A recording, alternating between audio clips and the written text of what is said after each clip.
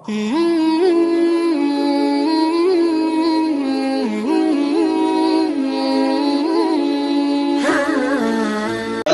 اذا بلغت الحلقوم وانتم حينئذ تنظرون. میرے بندو جب جان حلق تک پہنچ جاتی ہے، جب موت کا ٹائم آ جاتا ہے، جب روح کے قبض ہونے کا ٹائم آ جاتا ہے اور تم اپنے مرنے والے کے قریب بیٹھے رہتے ہو، بیٹا اپنے باپ کے بازو میں بیٹھا ہے، بیوی اپنے شوہر کے بغل میں بیٹھی ہے، وانتم حينئذ تنظرون، تم اپنے باپ کو دم توڑتا ہوا دیکھ رہے ہو، تم اپنی ماں کو دیکھ رہے ہو، تمہاری آنکھوں کے سامنے تمہارا شوہر دنیا سے جا رہا ہے. وَنَحْنُ أَقْرَبُ إِلَيْهِ مِنْكُمْ وَلَكِنْ لَا تُبْصِرُونَ. میرے بندو تمہارا رب تو تم سے بھی زیادہ قریب ہے مرنے والے کے، یہ الگ بات ہے تمہیں نظر نہیں آتا. فَلَوْلَا إِن كُنْتُمْ غَيْرَ مَدِينِينَ تَرْجِعُونَهَا إِن كُنْتُمْ صَادِقِينَ. میرے بندو تمہیں اپنی دولت پر تو بڑا ناز ہے، اپنی ٹیکنالوجی پر تو بڑا ناز ہے، واقعی میں اگر تمہارے اوپر اللہ تعالیٰ کا کوئی پاور نہیں ہے، کوئی کنٹرول نہیں ہے، کوئی طاقت نہیں ہے، فلولا ان کنتم غیر مدینین، اگر تم کسی کے کنٹرول میں نہیں ہو، اگر تم کسی کے پاور میں نہیں ہو تو ذرا مرنے والے کو تم موت سے بچا کر کے دکھا دو. نہیں بچا سکتے میرے بھائی. موت آتی ہے بس ساری دنیا سے ہمارا رشتہ، ہمارا ناتا سب ختم کر دیتی ہے. دنیا میں کوئی جگہ ابھی تک ایسی نہیں بنی اور بن نہیں سکتی جو ہمیں موت سے بچا لے.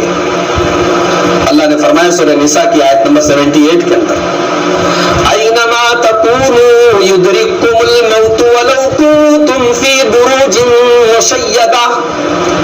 میرے بندو اگر تم سیسا پلائی ہوئی دیوار بھی کھڑی کر دو، تم لوہے کے بڑے بڑے چینل گیٹ لگا کر کے اپنے آپ کو قید کر لو، تم اپنے آپ کو شیش محل کے اندر قید کر لو، اینما تکونوا یدرککم الموت، موت کا فرشتہ تو تمہیں وہاں بھی جا کر کے تمہاری جان نکال لے گا، تمہاری روح قبض کر لے گا. چھوڑتے نہیں اللہ کے فرشتے، بخشتے نہیں ہے موت کا ٹائم آنے کے بعد. چلو بھائی اس کی بیٹی کی شادی ہے چھوڑ دو، نہیں یہ بڑا نیک ہے، تہجد گزار ہے، چلو اس کو چھوڑ دو. نہیں، نیک ہے، بد ہے، برا ہے، اچھا ہے، برا ہے، جوان موت کا ٹائم آیا نہیں چھوڑے گا. اللہ نے فرمایا سورہ انعام کی آیت نمبر 62 کے اندر، وَهُوَ الْقَاهِرُ فَوْقَ عِبَادِهِ، وہ رب العالمین اپنے بندوں کے اوپر غالب ہے. وَيُرْسِلُ عَلَيْكُمْ حَفَظًا، اور وہ اپنے فرشتوں کو تمہارے پاس بھیجتا ہے. حَتَّى إِذَا جَاءَ أَحَدَكُمُ الْمَوْتُ، جب تمہاری موت کا ٹائم آتا ہے، تَوَفَّتْهُ رُسُلُنَا، تو میرے فرشتے تمہاری روح کو نکال لیتے ہیں. وَهُمْ لَا يُفَرِّطُونَ، اور میرے فرشتے اپنی ڈیوٹی میں کوئی کوتاہی نہیں کرتے. کیا مجال ہے کہ 7:52 پر اور 50 سیکنڈ پر آپ کی موت لکھی ہو اور 50 کی جگہ 49 ہو جائے یا 50 کی جگہ 51 ہو جائے. وَهُمْ لَا يُفَرِّطُونَ، میرے فرشتے کوئی کوتاہی نہیں کرتے. موت کا ٹائم آیا، میرے فرشتے تمہاری جان قبض کر لیں. ثم ردوا الى الله مولاهم الحق وهو اسرع الحاسبين، اور پھر مرنے کے بعد تمہیں اپنے حقیقی مولا کے پاس جانا ہے، اپنے رب کے پاس جانا ہے. وهو اسرع الحاسبين، اور یاد رکھو کہ تمہارا رب بہت جلدی تم سے حساب لینے والا ہے. وہ حساب میں کوئی تاخیر نہیں کرے گا، لیٹ نہیں کرے گا، اس کا حساب بہت جلدی ہونے والا ہے. اور جانتے ہو انسان اگر اپنے رب کا نافرمان ہے، ناشکرا ہے، مشرک ہے، کافر ہے، تو موت کے ٹائم ہی اس کی کیفیت کیا ہوتی ہے. اللہ نے فرمایا سورہ انعام کی آیت نمبر 93 کے اندر، آیت نمبر 93 کے اندر، وَلَوْ تَرَىٰ إِذِ الظَّالِمُونَ فِي غَمَرَاتِ الْمَوْتِ، اور کاش کہ تم دیکھو کہ جب ظالم موت کی سختیوں میں ہوتے ہیں، وَالْمَلَائِكَةُ بَاسِطُو أَيْدِيهِمْ، اور فرشتے اپنا ہاتھ ان کی طرف پھیلائے ہوئے ہوتے ہیں، اخرجوا انفسکم، اور فرشتے ان سے کہہ رہے ہوتے ہیں کہ چلو تو اپنی جان ہمارے حوالے کر دو، چلو اپنی جان نکال دو. اخرجوا انفسکم اليوم تجزون عذاب کنتم تقولون علی اللہ غیر الحق، آج تمہیں ذلت کا اور رسوائی کا عذاب دیا جائے گا، کیونکہ تم اللہ کے بارے میں غلط باتیں بولا کرتے تھے۔ وَكُنْتُمْ عَنْ آيَاتِهِ تَسْتَكْبِرُونَ، اور اللہ کی آیتوں کو سن کر کے تم تکبر سے کام لیا کرتے تھے، گھمنڈ کیا کرتے تھے۔ بچ نہیں سکتے ہم، وہ جان قبض کرنے والے جب فرشتے آئیں گے تو ہم بچ نہیں سکتے۔ پیغمبر نہیں بچے، نبی نہیں بچے۔ سلیمان علیہ السلام اپنی لاٹھی کے سہارے کھڑے ہوئے ہیں اور بیت المقدس کی تعمیر جناتوں کے ذریعے ہو رہی ہے، اور جہاں جہاں جو وہ ذمہ داری سونپے ہوئے ہیں سارے جنات اپنا کام کر رہے ہیں، اور ادھر اللہ کی طرف سے حکم آ گیا اور حضرت سلیمان کی موت کا ٹائم آ گیا۔ اب اسی حال میں لاٹھی پر ٹیک لگائے حضرت سلیمان کی موت آ گئی۔ اللہ نے سورہ سبا کی آیت نمبر 14 میں فرمایا فَلَمَّا قَضَيْنَا عَلَيْهِ الْمَوْتَ مَا دَلَّهُمْ عَلَى مَوْتِهِ إِلَّا دَابَّةُ الْأَرْضِ تَأْكُلُ مِنْ سَأَتِهِ، جب ہم نے سلیمان کی موت کا ٹائم فکس کر دیا، جب ان کی موت کا ٹائم آ گیا تو جنات کو ان کی موت کے بارے میں نہیں پتا چلا، اگر پتا چلا تو ایک دیمک کے کیڑے کے ذریعے پتا چلا جس نے حضرت سلیمان کی لاٹھی کو کھا گیا۔ فلما خر، اور جب وہ لاٹھی گل گئی دیمک کے کھانے کی وجہ سے اور سلیمان علیہ السلام کی باڈی اور ان کا جسم زمین پر گر پڑا، فلما خر تبینت الجن ان لو كانوا يعلمون الغیب ما لبثوا في العذاب المہین، تو جنات کو یقین ہو گیا اگر ہمیں غیب کی معلومات ہوتی تو آج اتنی تکلیف میں ہم نہ ہوتے کہ ہمارا مالک تو دنیا سے جا چکا ہے اور پھر بھی ہم اس کے انسٹرکشن پر کام کیے جا رہے ہیں۔ یہ ہوتی ہے موت، اور یہ جب موت آتی ہے نا تو اس موت کے اندر اپنی ایک سختی ہوتی ہے۔ کوئی مرنا نہیں چاہتا، ہر آدمی بچنا چاہتا ہے، بھاگتا ہے، مگر موت کی جب یہ سختی آتی ہے کوئی اس سے بچ نہیں سکتا۔ سورہ قاف کی آیت نمبر 19 میں اللہ نے فرمایا وَجَاءَتْ سَكْرَةُ الْمَوْتِ بِالْحَقِّ ذَلِكَ مَا كُنْتَ مِنْهُ تَحِيدُ، میرے بندے موت کے سختی کا ٹائم آ چکا ہے، اب تجھے کوئی چھٹکارا نہیں ہے، یہی وہ موت ہے جس سے تو بھاگا کرتا تھا۔ سورہ لقمان کی آخری آیت ذرا آپ سب غور کریں، اللہ تعالیٰ نے 5 چیزوں کا نام لیا کہ ان 5 چیزوں کا علم صرف ہمیں ہے۔ ان اللہ عنده علم الساعہ، قیامت کب آئے گی کسی کو نہیں معلوم سوائے اللہ کے۔ وَيُنَزِّلُ الْغَيْثَ، بارش کتنی ہوگی، کہاں ہوگی، کب ہوگی کسی کو نہیں معلوم سوائے اللہ کے۔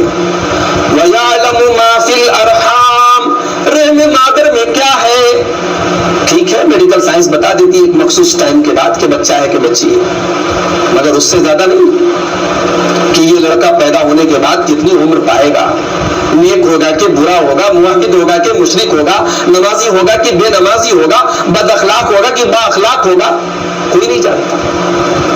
وَيَعْلَمُ مَا فِي الْأَرْحَامِ، A to Z اس رحم مادر کے اندر جو بچہ پڑ رہا ہے اس کے بارے میں A to Z ساری معلومات اگر کوئی رکھنے والا ہے تو رب العالمین ہے۔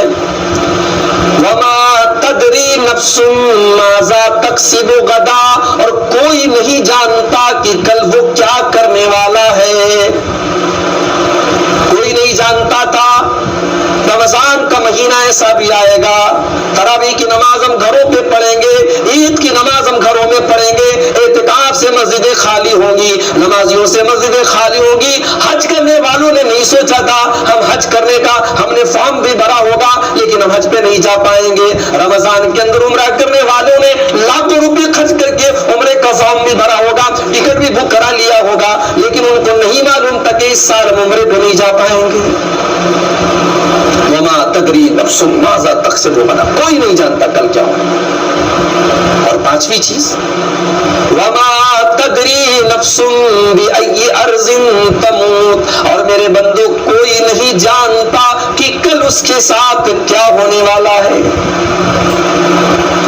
موت کب آئے گی نہیں معلوم، لیکن آئے گی اتنا یقین ہے، اور جب آئے گی ہمیں موقع نہیں دے گی سدھرنے کا، سارا موقع زندگی میں ہے، مرنے کے بعد موقع نہیں ہے میرے بھائی۔ سورہ مومنون کی آیت نمبر 99 آپ دیکھیے.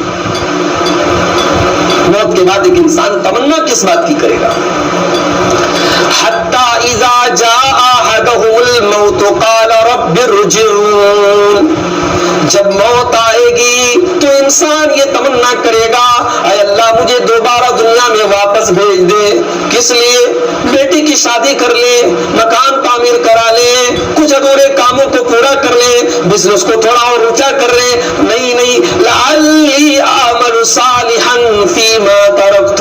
اے اللہ میں نے دنیا کی زندگی میں تو نیک عمل نہیں کیے, ایک چانس اور دے دے. اب وعدہ کرتا ہوں کہ نیک عمل کر کے آؤں گا, تجھے راضی کر دوں گا, نیک عمل کر کے آؤں گا. اللہ فرمائے گا کلا, نہیں میرے بندے, یہ ہمارے اصول کے خلاف ہے. ہم نے تجھے ایک موقع دے دیا, اب تجھے دوبارہ کوئی موقع ملنے والا نہیں ہے. انہا کلمۃ هو قائلها, یہ تو بس تیرے منہ سے نکلنے والی ایک بات ہے, تو بول سکتا ہے لیکن تیری اس بات کی کوئی سنوائی آج ہونے والی نہیں ہے. وَمِن وَرَائِهِمْ بَرْزَخٌ إِلَىٰ يَوْمِ يُبْعَثُونَ. اب تجھے قیامت تک عالم برزخ میں رہنا ہے, اب تجھے قبر کی زندگی گزارنی ہے. اور یہ جو قبر کی زندگی ہے نا, یہ بڑی عبرتناک ہے. یہ عثمان غنی جیسے صحابی کو رلا دیتی تھی. امام ترمذی رحمۃ اللہ علیہ کتاب الزہد کے اندر یہ حدیث لائے, 2308 نمبر کی حدیث.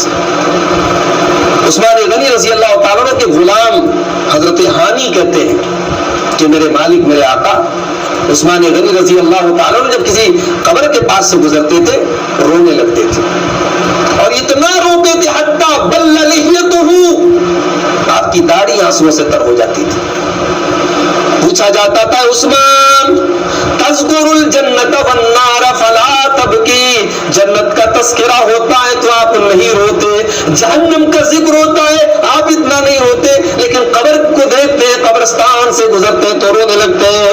عثمان غنی کہتے ہیں وہ لوگوں, میں نے اپنے پیارے نبی کو یہ فرماتے ہوئے سنا ہے, ان القبر اول منزل من منازل الاخرہ, بے شک قبر آخرت کی پہلی منزل ہے. فإن نجا منہ, اگر کوئی اس منزل سے بچ گیا, فما بعدہ ایسر منہ, تو بعد کی منزلیں اس کے لیے آسان ہے. وإن لم ینج منہ, اور اس منزل کو اگر کوئی کراس نہیں کر پایا, اس منزل میں اگر کوئی بچ نہیں پایا, فما بعدہ اشد منہ, تو آگے کے اسٹیپ تو اور بھی مشکل ہے. افسوس اس قبر کی زندگی کے لیے ہمارے پاس کوئی تیاری نہیں ہے. جانتے ہو جب ایک انسان مرتا ہے تو اس کی روح کے قبض کرنے کے ٹائم بھی اس کے ساتھ دو الگ الگ طریقے کا معاملہ ہوتا ہے. اگر بندہ نیک ہے, اللہ کا فرما بردار ہے تو الگ معاملہ ہے, اور نافرمان ہے, کافر ہے, مشرک ہے تو الگ معاملہ ہے. امام ابن ماجہ رحمۃ اللہ علیہ کتاب الزہد میں یہ حدیث لائے, 4262 نمبر کی حدیث ہے. حدیث کے راوی حضرت ابو ہریرہ رضی اللہ تعالیٰ عنہ کہتے ہیں کہ اللہ کے پیارے نبی جناب محمد رسول اللہ صلی اللہ علیہ وسلم نے فرمایا, المیت تحضرہ الملائکہ, مرنے والے کے پاس فرشتے آتے ہیں. فَإِذَا كَانَ الرَّجُلُ صَالِحًا, اگر وہ نیک ہوتا ہے فرشتے کہتے ہیں, اخرجی ایتھا النفس الطیبہ, اے پاک جان, اے پاکیزہ جان, تو نکل جا. کانت فی الجسد الطیب, جو ایک پاک باڈی کے اندر, پاک شریر کے اندر تھی.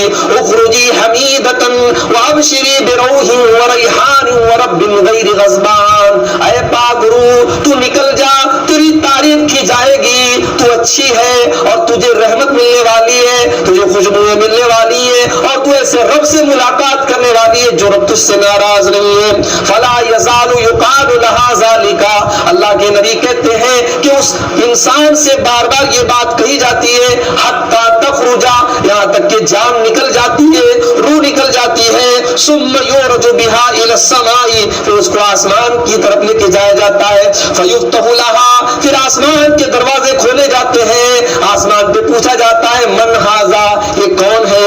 جواب ملتا ہے کہ فلاں ہے.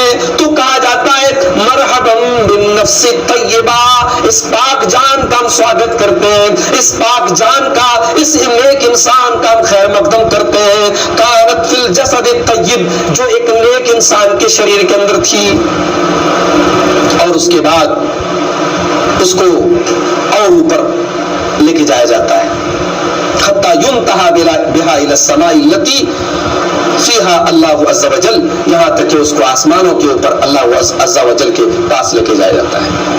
وَإِذَا كَانَ الرَّجُلُ السُّوء، اور اگر وہ انسان برا ہوتا ہے، اللہ کا نافرمان ہوتا ہے، مجرم ہوتا ہے، فرشتے اس سے کہتے ہیں اخرجی ایتھا النفس الخبیثہ، اے خبیث اور گندی جان، کانت فی الجسد الخبیث، جو خبیث بدن کے اندر اور گندے بدن کے اندر تھی، اخرجی ذمیمتن، تو نکل جا مذموم اور بری حالت میں تو نکل جا، اخرجی ذمیمتن وابشری بحمیم وغساق، اور ہم تجھے بشارت دیتے ہیں تجھے کھولتا ہوا پانی پلایا جائے گا، تجھے پیپ اور مواد پلایا جائے گا، وآخر من شکلہ ازواج، اور اس سے ملتی جلتی چیزیں پلائی جائیں گی، اور یہی اس سے کہا جاتا اور کہتے کہتے اس کو آسمان پہ لے کے جاتا۔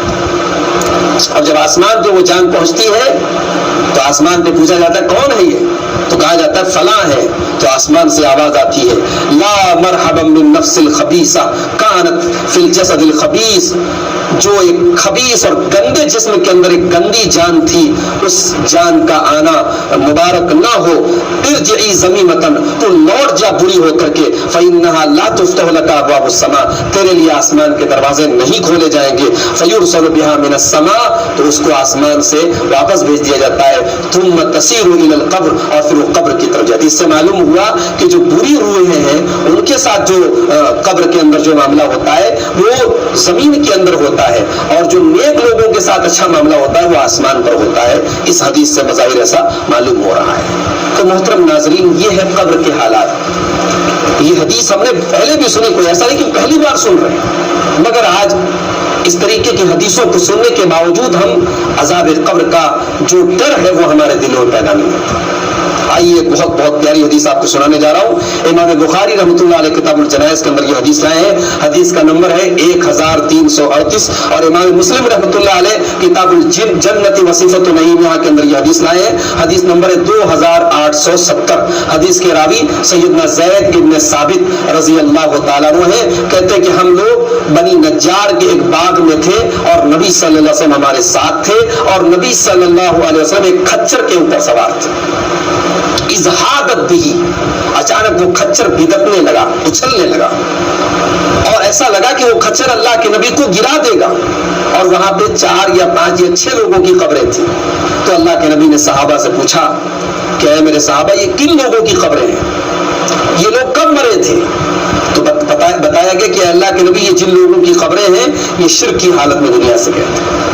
اللہ کے پیارے نبی نے اس کے بعد جو فرمایا اس پر ہمیں اور آپ کو غور، آپ نے فرمایا ان هذه الامه تبتلى في قبورها، میری امت کے لوگوں کو قبر کے اندر آزمایا جائے گا، فلولا ان لا تدافنوا لدعوت الله ان يسمعكم من عذاب القبر، اگر مجھے یہ ڈر نہ ہوتا کہ تم اپنے مردوں کو دفن کرنا چھوڑ دو گے تو میں اللہ سے دعا کرتا کہ اے اللہ تو میری امت کے لوگوں کو عذاب قبر کی آواز سنوا دے، جو قبر کے اندر عذاب ہوتا ہے اس کی آواز تمہیں سنوا دے، مگر تم اپنے مردوں کو دفنانا چھوڑ دیتے۔ اس کے بعد اللہ کے نبی ہماری طرف متوجہ ہوئے اور آپ نے فرمایا تعوذوا باللہ من عذاب النار، اے میرے صحابہ اللہ کی پناہ طلب کرو جہنم کے عذاب سے۔ صحابہ کہتے ہم نے فوراً کہا نعوذ باللہ من عذاب النار، ہم اللہ کی پناہ چاہتے جہنم کے عذاب سے۔ اس کے بعد آپ نے فرمایا تعوذوا باللہ من عذاب القبر، اے میرے صحابہ اللہ کی پناہ طلب کرو قبر کے عذاب سے۔ صحابہ کہتے ہیں ہم نے اللہ کی پناہ طلب کی